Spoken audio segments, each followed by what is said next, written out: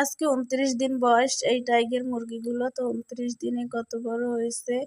আর দেশি মুরগিগুলো আমার কেমন আছে, কয়টা মুরগি হইলো, এগুলো আপনাদের সাথে শেয়ার করবো। তো আসসালামু আলাইকুম এভরিওয়ান, কেমন আছেন সবাই? আশা করি খুব ভালো আছেন। আমি আলহামদুলিল্লাহ খুব ভালো আছি।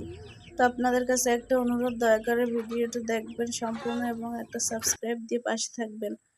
তো এইগুলো 29 দিন আগে বাচ্চাগুলো আনছিল। তো এর ভিতরে আবার একটা ব্রয়লার মুরগির বাচ্চা চলে এসেছিল। তো এই ব্রয়লার মুরগিটা প্রায় 1 কেজির উপরে হয়েছে, আর এগুলো 400 গ্রামের মতো হয়েছে। আসলে এই 29 দিনে 400 গ্রাম যারা মুরগি পালেন তারা একটু বলবেন যে 400 গ্রাম ঠিক আছে কিনা। আসলে এগুলো পালি নেই, কোনো সময় জানিও না। এই ব্রয়লার মুরগিটা তো আটতেও পারে না, ধপাস করে বই পড়ে কিছুক্ষণ দাঁড়াইও থাকতে পারে না। দাঁড়াই থাকার পরে বসে পড়ছে, খায়ও তো বসে বসে।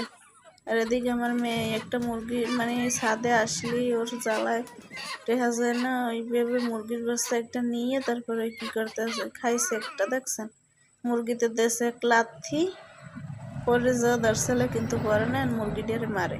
কইছি আনতে সারিয়ে দেয় ওইটা, কয় না সারা যাবে না।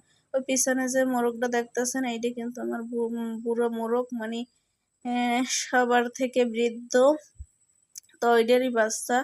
তো 100 মুরগি হয়েছিল, তো 100 মুরগির বাচ্চা হয়েছিল। গত হাটে 2টা ব্যাচ বিক্রি করছে মোরগ 1430 টাকায়, আর আজকের হাট বারে বিক্রি করছে 1800 টাকায়। আর এদিকে কিছু মুরগি একেবারে উমন বসে রয়েছে, মানে কুচে বসে রয়েছে, ছাড়াইতে পারতেছে না। একটু পরামর্শ দেবেন কি করলে এই কুচে ছাড়বে।